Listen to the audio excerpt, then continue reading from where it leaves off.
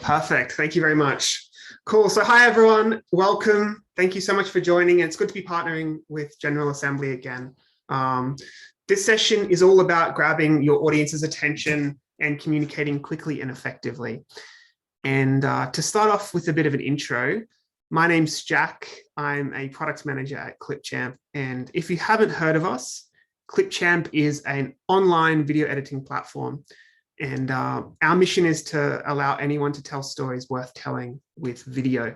So as a product manager, I work with our designers and our engineers to add new features, to make the platform better, and to basically research and understand what our users need. And one of the teams I work with is the content team. So the content team, we look after templates, we look after all the text and transitions and those sort of effects, all the stickers and our stock library, those different building blocks that people use when they're creating their video content. So this session is all about bite-sized content that converts. And why is that important? Well, social marketing channels and social media platforms have changed really rapidly in the last couple of years. And these days, consumers are even more challenged for attention and have even more limited time when they're browsing the internet and consuming content. Very interesting piece of research that came out from Microsoft a couple of years ago found that consumers online these days have an attention span that is shorter than a goldfish. So 8 seconds, that's how long you have to grab your audience's attention, to get your message across, to get them to engage and share or take action. So that's why it's really important that you can get your message across with bite-sized content. And that's what makes bite-sized content such a powerful format if you can get it right. Cool. So I want to start off with something pretty fundamental, and that is knowing your target audience. So you've probably heard the common wisdom that if you try to sell something to everyone, you'll end up selling it to nobody at all. It's not targeted, it won't be effective. And I think that actually applies here even more so than usual, because consumers on the web are not actively searching for a solution. When they come across your content, they're likely to be passively scrolling, browsing through their social media feed, right? So if the way you're communicating or what you're saying doesn't resonate with them straight away, then your message is just going to be either misunderstood or completely ignored. So that's why I think it's really important to understand who your target audience is and how to talk to them effectively. You may think that you already know who your target audience is, and maybe you think that you are your target audience. You know, maybe you're trying to find people like yourself. Maybe your customers are people similar to yourself. And that could be true, but I would definitely encourage anyone, even if you do think you know pretty well, to actually reach out and have real conversations with your followers or with people who fit the profile of who your target audience might be. This can feel kind of awkward at first. Myself, I'm not a super extroverted person. I've learned how to do this and I've become pretty good at it, but definitely if you're just starting out with this sort of research, it can feel a little awkward. But if you just get over it, you go out and do it and you just have some real conversations, I guarantee that this is one of the most powerful things you can do when it comes to learning what sort of content, what sort of communication is going to resonate most with your audience. So I should talk a bit about what we do at Clipchamp in this regard. So we have a constant stream of both market research and user research, which helps us on the product side as well. And I find that the easiest and the most valuable format is usually interviews. So how we do this is we just reach out to customers. In your case, you might not have customers yet. Maybe you reach out to existing followers or people that you think are going to fit the right profile and ask them about their content consumption habits. So of course you want to understand a bit about their demographics, like their age and their location. But the more important stuff that's going to help you is what sort of content they like to consume, how they find new content to follow online, what sort of messaging or content formats they really like and which ones they don't like at all. And also the context or the situation they're in when they're browsing content online.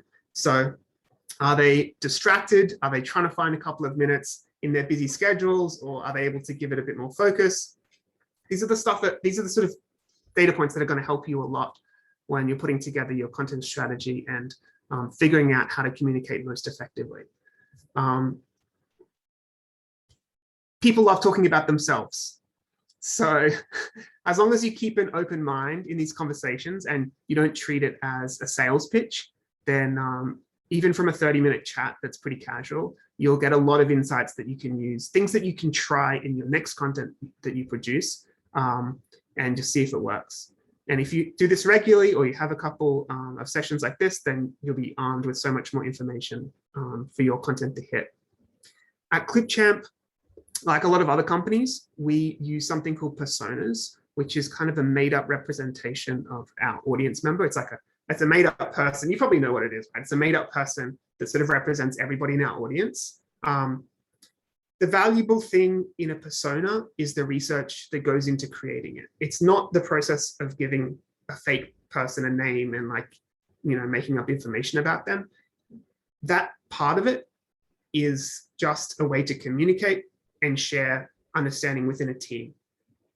The important part is the research that backs it up. So if you're not a big company, if you're just a entrepreneur working by yourself or with a small team, or maybe just a creative content producer, then you probably don't need to go through the process of creating a persona. And in fact, making a persona that's just all made up and based on assumptions is probably more harmful than it is beneficial when it comes to understanding and creating targeted and effective short form content. Interviews are not the only ways that you can do this sort of research as well. Of course, there's things like surveys. And in fact, we're running a survey right now. So I'll share the information at the end, or keep an eye out for the info in your email. But we definitely love to for you to take part if you're relevant and would want to take part in our survey. And you can also communicate. So you can also check out the way that your users communicate online, your followers. How do they comment on other bits of content? Who do they follow? What do they like? What do they not like? Cool. So once you know who you're trying to talk to, you have to find them. And that's one of the key things that should come from this research, is where does your audience hang out online? And here's a tip: it's almost certainly going to be on mobile. Across the board, at least 60% of social media is happening on mobile. And obviously in some segments, that's going to be a lot higher. I think sometimes about the frustrating situation for a big advertiser, a big brand, who would probably spend loads of money on like a TV ad. And then when the ads come on, people sitting on their couch at home watching TV, they bust out their phone and they're scrolling through their social media feed, and the TV is being completely ignored. So you want to be on the phone with that short form content that the viewer is actually looking at, not in the TV that's being ignored in the background, right? And in fact, mobile consumption has actually changed even more in recent times, thanks to short form content on platforms like TikTok and Instagram. These content types, these formats, are the new normal. And the brands who are adopting these formats and creating content that fits into them are reaching really huge audiences. So through the process of understanding your audience, you might think, okay, my audience are not TikTok users, they're not even Instagram users, maybe they're a bit slow to adopt new technology. And that could well be true, but these days trends move so quickly from new social platforms to existing ones that it won't be long until these new short form content formats are one of the main methods of consumption, even for your audience. So just because your audience aren't early adopters doesn't mean you shouldn't be. And you should at least be understanding the way these platforms work, because a similar format will soon make its way to Facebook, to LinkedIn, to YouTube. So yeah, you need to understand it pretty early on. Cool. Okay, now I actually want to talk about how to communicate with limited time. First of all, you can imagine your audience in their situation, right? They're probably taking a couple of minutes at the end of their day to relax, to unwind and scroll through their social media accounts, so check out what's happening on the feed. Thinking about what I do in this situation, I tend to hold my thumb over my mobile screen, right? And as soon as what I'm seeing doesn't, I don't understand it, or I've already seen it, or it's not interesting, I'm ready to swipe or scroll whatever it is, to bring up the next piece of content. And these platforms are really good at always giving you new, fresh content. So for the content you're creating, the first couple of seconds is by far the most important, because it has a big job to do, right?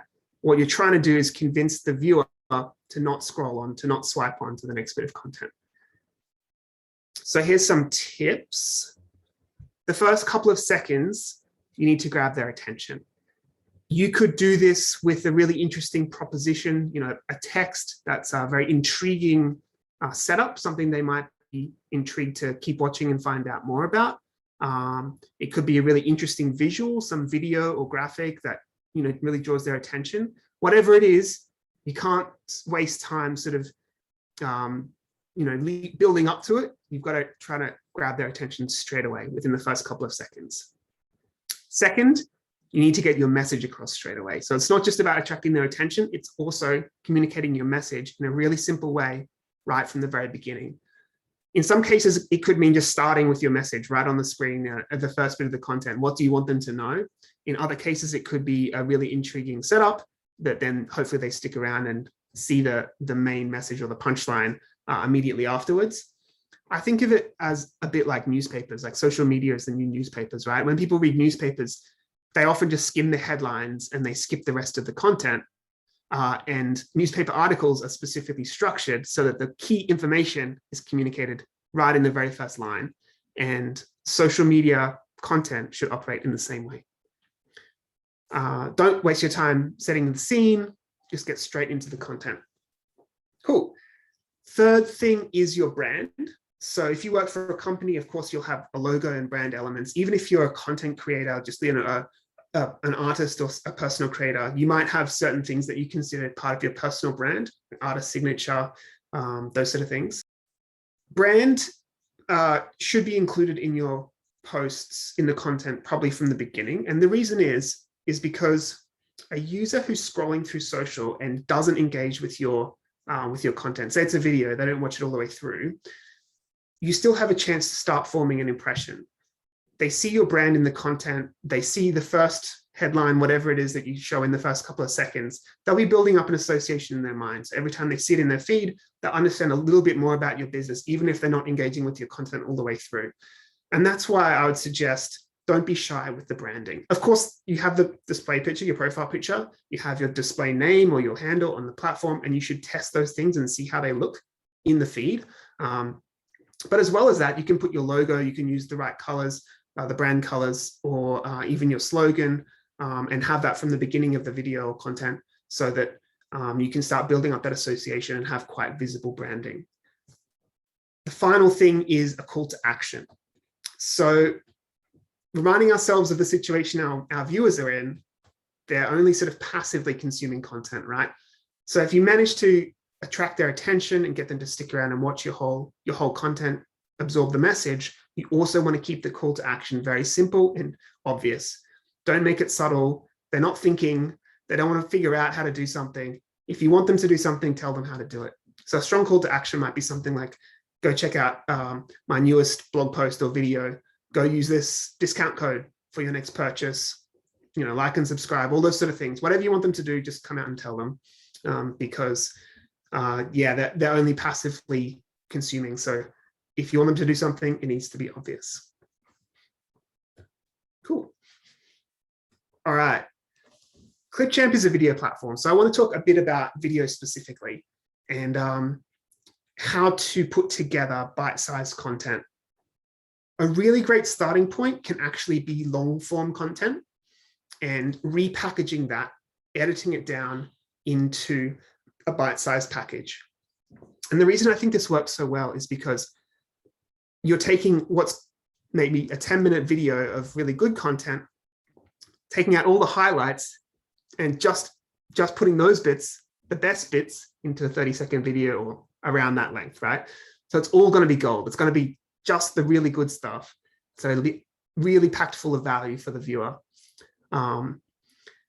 There are two types of videos that work pretty well for this. And here, this sort of like highlight reel little playthrough a couple of times. You'll see a couple of these examples. One of them is interviews. So a conversation works really well where you can cut it down and just pull out the highlights. And similarly with how-to videos. So here you can see makeup tutorials, recipes, those sort of things. That's a really good format for taking long form content and repackaging it as short form content. A common trick, one thing I should say is that when you're doing this sort of editing, you sort of want to think like a person creating a movie trailer, right? You really want to draw the audience in and just highlight the best bits of the source video. A common trick is to use text to add context. So say in the recipe here or with an interview, the text overlaid shows the step or the ingredients that are being highlighted in the video, or in an interview, the text might include the question that's being asked. So you kind of understand what the interviewee is responding to. And that way you can get a whole lot more information across in a short period of time. That's a good way to make this sort of format work. My next tip is to create content that's specific in the platform and the format that you're targeting. And you want to meet the user's expectations for these platforms, right? An example of this, a simple one, is aspect ratio, which is the shape of your video. When you take a long form content, it's likely going to be a landscape, classic widescreen sort of format. And for it to work well on TikTok or Instagram Reels or Stories, it needs to be portrait, like these examples right here. So you need to trim it down. And in doing that, it actually becomes really engaging because you need to crop down the video, and it often leads to lots of close-ups on faces like you see here. And it fills the whole mobile screen, and the whole thing feels much more personal. So that's one thing. It does need to meet that expectation of users on the platform, that it's the right format. Another thing is audio. So TikTok is quite an audio-driven platform. So choosing the right music or the right voiceover audio effects is really powerful on TikTok. Whereas on Instagram, you might be relying more on text to get your message across. You could also think about things like stickers, filters, and effects that are common in some formats, like say Stories and Reels on Instagram, but not on the feed. So you wouldn't use it in that case. So you just want to make sure that you're doing what users expect, so that when they're consuming it, it kind of fits in, and they know how to work with it, they know how to understand it. At Clipchamp, we do have a library of ready-made templates for all these different use cases. And they're intended to give people a bit of a guide when it comes to creating a good narrative structure, things like the timing, the setup, and calls to action. Of course, they're designed for people to pull in their own content or to grab content from our stock library. And you can also resize your content in Clipchamp pretty easily. And in fact, I'm going to do a demo of that right now, so that you can do this repackaging stuff, like long form landscape content, repackage it down to short form portrait content. Okay. Okay, let me jump into Clipchamp, and I'll show you quickly how you can go from long form content to short form. The template's on the left-hand side, but I'm actually going to start from scratch by trimming down a long video, like I said. And I'm borrowing a video here from a YouTube channel that you might have heard of called Colin and Samir. This is a 24-minute video that they've just published. And the situation I'm imagining is that they've just published a new YouTube video, and they're trying to promote the video to their Instagram followers, to get people who follow them on Instagram to go and check out the video on YouTube, right? So on YouTube, a 24-minute video is great. People will stick around and watch that. But on Instagram, that's not going to work at all. So what might work to get people engaged and to go check out the video is a 30-second clip, a highlight or trailer for this video. With Clipchamp, it's really easy to cut down a long video like this. So basically, you can just use the split tool and cut out a section that you want. You can delete other bits very simply, and you end up with just the one that you want. Now, I don't want to waste time showing you like getting the perfect little clip out. So I've actually prepared a little highlight reel that I want. It's just 30 seconds or nearly 30 seconds from the main video. I'll just drag that straight in. Here we go. So it is actually from the same video. It's just a 28-second clip from there. Cool. About the concept of idea-based. Okay, that's coming through. Can you guys hear that? I forgot to check if the audio is working. Okay, tell me if you can't. So to get this ready for Instagram, I talked about making sure you meet the user's expectations on those platforms, right? And for an Instagram feed video, it needs to be square. And we're starting with a landscape 16:9 video. So I'm going to change it straight away to square. Bam, easy. So the video's in the middle there. I know this video has some white backgrounds like this. So if I make the background white instead of black, it's going to feel more seamless. So I can pull in a background like that. Make it the whole length of the video. And straight away, it feels more like Instagram. About the concept of. And what else did I mention? Branding. So having a brand throughout the whole video will mean that people who see it, even if they don't watch it, get the impression, start to build that association with the brand. So I can drag in a logo. This is Colin and Samir's logo. I'll make that the whole length of the video as well. So you can see it's in the top right. And I'll also add some text that will display at the very beginning to reinforce that brand, you know, with the channel name. So text. All this one here. Nice and simple. So I'll choose the right colors, yellow background and black text. And bottom left, I think. And we'll just say Colin and Samir because this is kind of like the brand for this YouTube channel. And we can use their brand font, make it a bit bigger. Cool. About the concept. Okay, that's working pretty well. And I think the last thing that we should add is a call to action, right? Because I said, if people are engaging with your content, make sure you give them a really clear call to action at the end. So there's another type of text I can add that is an outro. That will do. Pop it in there. And there we go. I want that to say,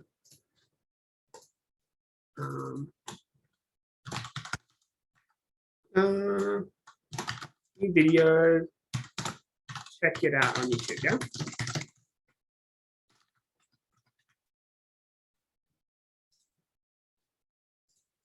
Cool, so it appears like that. Once again, I might change the colors to match the brand. Add the logo in there. Change the font. Nice. Cool. So I've gone from a 25-minute video and pulled out a 30-second section. I've added branding, so it's really obvious, starting to build up that brand association. I've made it friendly for Instagram by putting it on the white background. And I've added a strong call to action at the end so that people know exactly what we want them to do. I want to actually play a little bit of the video because it's important, this 30-second clip that I've picked. What I've picked, I think, has that intriguing setup that the followers of Colin and Samir will want to sort of pay attention to and check out. It might not be relevant to all types of people on Instagram, but Colin and Samir talk a lot about the creator economy. They talk about strategy for creators to get more followers, and it's kind of pretty educational. It's quite interesting, some like really interesting takes on it. And for anyone who's into that kind of stuff, I think that the proposition that they have right at the very beginning, which includes text, so it is friendly to people who are not browsing with their volume up, will be something that sort of engages them and gets them to stick around. So I'll just show you that bit. About the concept of idea-based creators versus relationship-based creators. So the concept with an idea-based creator is the content is all rooted in the idea. So I jumped in a pool of sharks. That's an idea, right? And like you might be interested in watching that regardless of who the creator is because the idea is interesting. On the other side is a relationship-based creator who is someone who can upload themselves going to the store and millions of people will watch because they're just interested in the relationship they have with that creator. There you go. So it has that great setup with the text. It has a lot of quick cuts with different types of content thrown in there. So it's kind of keeps your attention as you watch through the whole video. And then strong call to action at the end. So people who are interested in that proposition, that sort of value proposition that they're saying, like this is our video, it's about these two different types of creators, then people can go check that out. Cool. And that's pretty much it. My video is done. From here, I can export it and I can share it directly to, I haven't given a name, that's okay. I can share it directly to Instagram from here once I have the file. And that's the product demo. So I'm going to go. These platforms have changed a lot in recent years, and it's changed the way that consumers browse the internet, right? But they continue to change.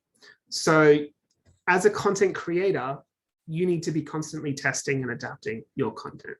So if there's anything I can leave you with, it's that short form content that converts is found through testing. You need to try different types of content, try different formats, different combinations, and see what your audience responds to. And short form content is the format that will work, but the specifics of that, that comes through testing and experimentation, and it will change over time. Thank you, Jack, for sharing all this useful information with us. And thank you to all the participants for joining this session as well. Have a good rest of the day, everyone. Bye-bye.